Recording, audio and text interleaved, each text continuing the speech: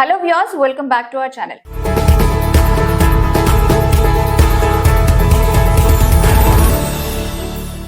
ఇప్పుడు టెక్ ఇండస్ట్రీలో చాలా మంది ఫ్రెషర్స్ అండ్ ఎక్స్పీరియన్స్డ్ ఎంప్లాయీస్ కూడా పడుతున్నటువంటి టెన్షన్, వాళ్ళకు ఉన్నటువంటి డౌట్ ఏంటంటే అసలు ఆర్టిఫిషియల్ ఇంటెలిజెన్స్ దెబ్బకి సాఫ్ట్వేర్ జాబ్స్ అన్ని కూడా కంప్లీట్ గా డిసపియర్ అయిపోతాయా? సో మారుతున్న సాఫ్ట్వేర్ ఉద్యోగాల రియాలిటీ నిజంగా ఎలా ఉంది అనే దానిపై నిజంగా అందరూ చాలా టెన్షన్ పడుతున్నారు. అయితే దీని గురించి లేటెస్ట్ అప్డేట్ అండ్ గ్రౌండ్ రియాలిటీతో ఈ వీడియో నేను చేస్తున్నాను. ఆ ఇన్ఫర్మేషన్ ఏంటి అనేది వీడియో స్కిప్ చేయకుండా లాస్ట్ వరకు చూడండి. సో ఫ్యూ మంత్స్ బ్యాక్ వరకు సీఈఓలు అందరూ కూడా ఇంకో 6 months లో అన్ని ఏఐ చేసేస్తుంది, డెవలపర్స్ తో పెద్దగా పని లేదు అని చాలా గట్టిగా చెప్పారు. కానీ ఇప్పుడు నిజం మాట్లాడుకోవాలంటే ఆ టోన్ మారిందని చెప్పాలి. ఏఐ ని ప్రతి దానికి యూజ్ చేయడం అనేది చాలా ఎక్స్పెన్సివ్ అయిపోతుంది. అండ్ ఆల్సో అనుకున్నంత ప్రొడక్టివిటీ ఇన్ టైమ్ లో రావట్లేదు కంపెనీస్ కి. కాబట్టి వాళ్ళకి ఈ విషయం కూడా అర్థమైంది. అందుకే ఏఐ ని నమ్ముకొని జాబ్స్ తీసేసిన కొన్ని కంపెనీస్ మళ్ళీ ఒక బ్యాక్ స్టెప్ వేసి జనాలనే రిక్రూట్ చేసుకుంటున్నారు అనమాట. అంటే వీళ్ళుంటేనే బెస్ట్ అని చెప్పి రీహైరింగ్ కూడా చేసుకుంటున్నాయి. కాబట్టి ఏఐ వల్ల సాఫ్ట్వేర్ జాబ్స్ కంప్లీట్ గా మాయమైపోవడము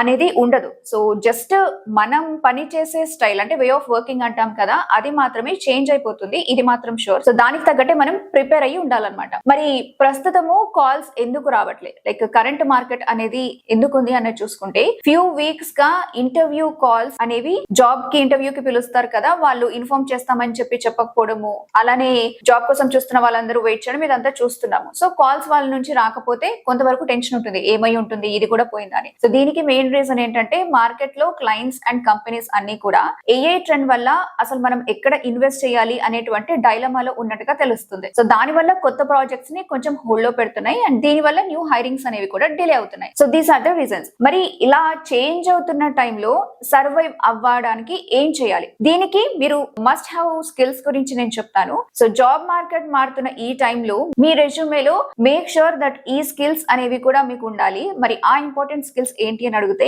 ఒకటి ప్రాంప్ట్ అండ్ ఏఐ ఫండమెంటల్స్. మీరు ఒక డెవలపర్ అయినా సరే prompt engineering, LLM and RAG తో పాటు వెక్టర్ డేటాబేస్ మీద బేసిక్ ఏఐ నాలెడ్జ్ అనేది కొంతవరకు పెంచుకోండి. అంటే దీని గురించి నాలెడ్జ్ ఉంటే అది మీకు యాడ్ ఆన్ అవుతుంది. నెక్స్ట్ వచ్చేసి క్లౌడ్ నాలెడ్జ్. ఏడబ్ల్యూఎస్ లేకపోతే అజూర్ లాంటి క్లౌడ్ ప్లాట్ఫామ్స్ లో డిప్లాయ్మెంట్ నాలెడ్జ్ అనేది కూడా చాలా ఇంపార్టెంట్. దీని తర్వాత అడాప్టబిలిటీ అండ్ క్విక్ లెర్నింగ్ కూడా ఉండాలి. లైక్ టెక్నికల్ స్కిల్స్ కంటే కూడా కొత్త ప్రాజెక్ట్ వచ్చినప్పుడు దాన్ని ఒక 15 to 30 days లో మీరు నేర్చేసుకొని ఇంప్లిమెంట్ చేస్తే ఆ కాన్ఫిడెన్స్ మీకు వస్తుంది అండ్ క్విక్ లెర్నింగ్ అబిలిటీ కూడా మీలో యాడ్ అవుతుంది. మరి ఈ ప్రాసెస్ లో అప్కమింగ్ మంత్స్ లో ఎంత crucial. So August, September, October కూడా ఈ 3 months ఐటీ జాబ్స్ కోసం చూస్తున్న వాళ్ళకి అండ్ ఆల్సో జాబ్ ఒకవేళ స్విచ్ అవ్వాలి అనుకునే వాళ్ళకి చాలా చాలా ఇంపార్టెంట్ టైం అని చెప్పాలి. సో మీరు అనవసరంగా భయపడి పానిక్ అవ్వకండి. నెక్స్ట్ వచ్చే ఆపర్చునిటీస్ కోసం మిమ్మల్ని మీరు స్ట్రాంగ్ గా ప్రిపేర్ చేసుకోండి. ఒకటి మాత్రం గుర్తుపెట్టుకోండి, థియరీ చదివితే మాత్రం అయితే అస్సలు సరిపోదు. దీంతో పాటు హ్యాండ్స్ ఆన్ ప్రాక్టీస్ అనేది కూడా చాలా అవసరం.